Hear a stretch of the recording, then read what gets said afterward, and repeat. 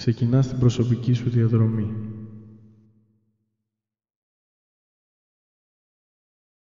Δεν ξέρεις τι ψάχνεις να βρεις. Είναι μια πορεία αυτογνωσίας. Αναζητάς συνεχώς.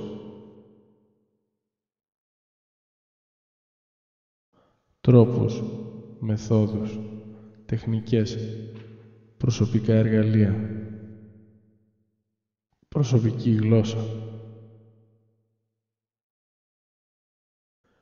Τα βιώματα του καθενός γίνονται οδηγός.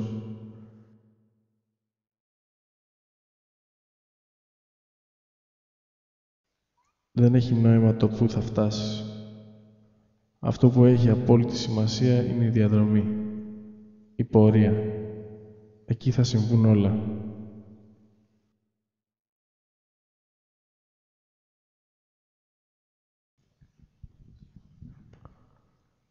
Εκεί θα νιώσεις, εκεί θα βιώσεις.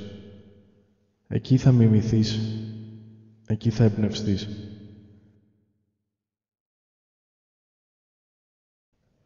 Οι σπουδές σου είναι απλά η αφορμή. Για να πετύχεις αυτό που θες, πρέπει να βιώσεις καλά τη διαδρομή. Πρέπει να πάρεις πράγματα από αυτήν. Και πρέπει να αφήσεις πράγματα σε αυτήν. Βιώματα. Προσωπικές στιγμές. Αλλάζεις την ταυτότητά σου για να μπορέσεις να δημιουργήσεις μία νέα. Αναζητάς όπλα.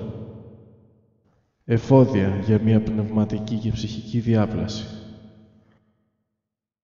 Συνεχής αναθεώρηση και αμφιβολία στο δρόμο σου.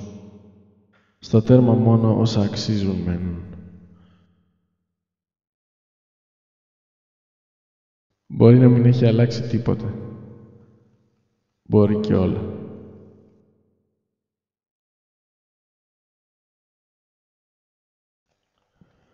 Στην ουσία τώρα ξέρεις.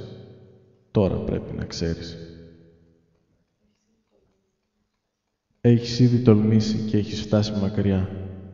Αλλά η αλήθεια είναι πως ό,τι κέρδισες θα σου χρειαστεί από εδώ και πέρα. Γιατί τώρα ξεκινάς πραγματικά.